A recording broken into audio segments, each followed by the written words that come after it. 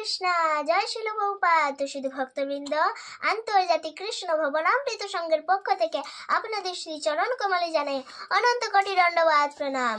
তো শুধু ভক্তবৃন্দ, আগামী 11ই মাঘ 25 জানুয়ারি শনিবার ষটতিল একাদশী উপবাস এবং আগামী 12ই মাঘ 26 জানুয়ারি রবিবার একাদশীর পারণ সকাল 6:18 থেকে সকাল 9:58 মধ্যে। তো শুধু ভক্তবৃন্দ, এখন আমি ষটতিলা একাদশীর মাহাত্ম্য আলোচনা করছি, তো আপনারা কৃপাপূর্বক শ্রবণ করুন এবং আমার ভুল ত্রুটি ক্ষমা সুন্দর দৃষ্টিতে দেখবেন।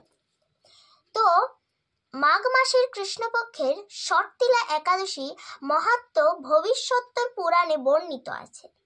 তো যুধিষ্ঠির মহারাজ বললেন যে, হে জগন্নাথ, মাঘ মাসের কৃষ্ণপক্ষের একাদশী তিথির নাম কি, বিধি বা কি এবং তার কি ফল, সবিস্তারে বর্ণনা করুন।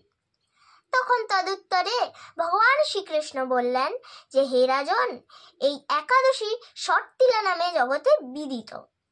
তো এক সময় দার্লভ্য ঋষি মুনিশ্রেষ্ঠ পুলস্তককে জিজ্ঞাসা করলেন যে, মর্তলোকে মানুষেরা ব্রহ্ম হত্যা, গো হত্যা, অন্যের সম্পদ হরণ আদি পাপ কর্ম দ্বারা নরকে গমন করে, আর যাতে তারা নরক গতি থেকে রক্ষা পায় তা যথাযথভাবে আমাকে উপদেশ করুন। অনায়াসে সাধন করা যায় এমন কোনো কার্যের মাধ্যমে যদি তাদের এই পাপ থেকে উদ্ধারের কোনো উপায় থাকে তবে তা বলুন। তো ঋষি পুলস্তক বললেন যে, হে মহাভাগ, তুমি একটি গোপনীয় উত্তম বিষয়ে প্রশ্ন করেছ।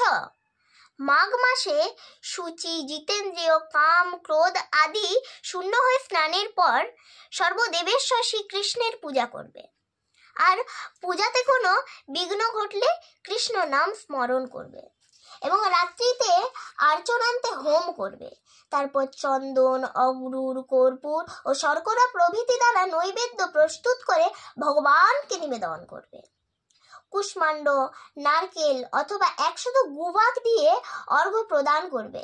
কৃষ্ণ কৃষ্ণ কৃপালুস্তম গতির্নং গতির্ভব ইত্যাদি মন্ত্রে কৃষ্ণের পূজা করতে হয়। হে কৃষ্ণ, আমার প্রতি প্রীতি হন বলে যথাশক্তি ব্রাহ্মণকে জলপূর্ণ কলস, ছত্র, বস্ত্র, পাদুকা, গাভী ও তিল পাত্র দান করবে। স্নান আর দানাদি কার্যে কালো তিল অত্যন্ত শুভ। তো হে দ্বিজোত্তম, আর এই প্রদত্ত তিল থেকে পুনরায় যে তিল উৎপন্ন হয় তত বৎসর ধরে দানকারী স্বর্গলোকে বাস করে। হরি বল।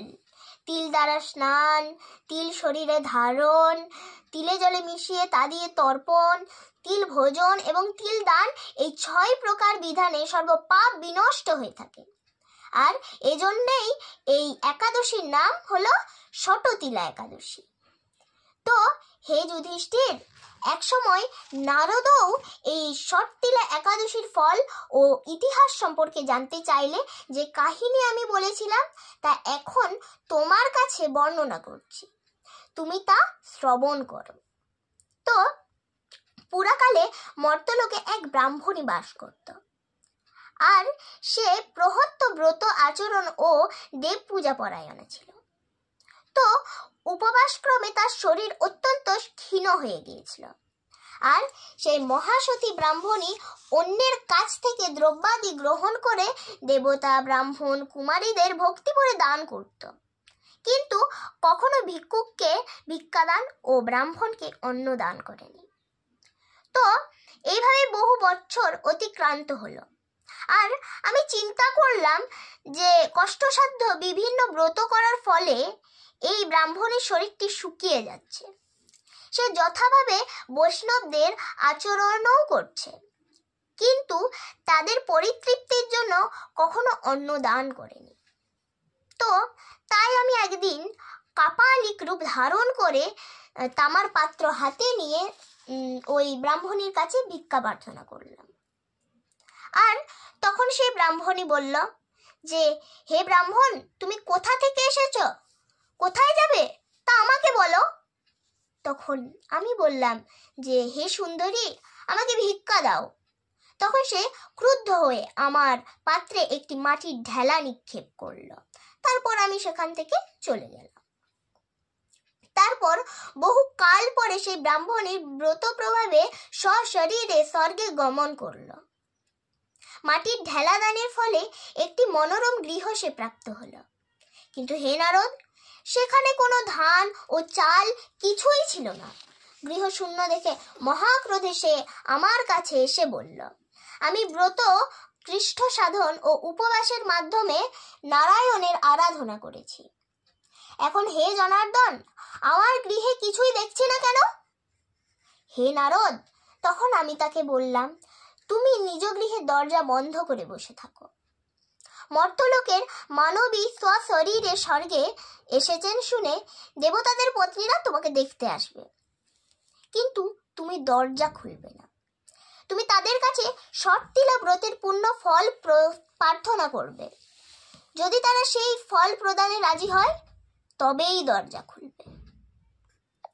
এরপর দেব পত্নীরা সেখানে এসে তার দর্শন প্রার্থনা করল।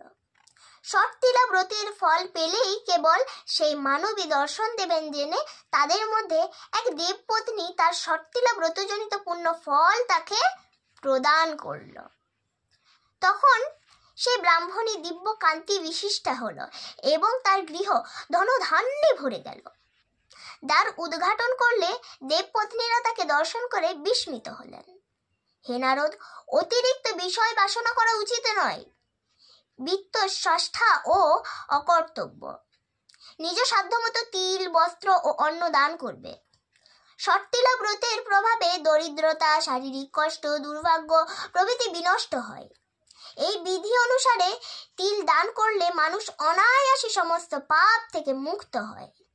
তো শুধু ভক্তবৃন্দ, আপনারাও এই ষট্টিলা একাদশী যত্ন সহকারে পালন করুন। শুধু ষট্টিলা একাদশী কেন, প্রত্যেকটা একাদশী ব্রত যত্ন ও আনন্দ সহিত পালন করুন এবং এই একাদশী ব্রত অন্যকেও পালন করতে উৎসাহিত করুন। সকলে ভালো থাকবেন। হরে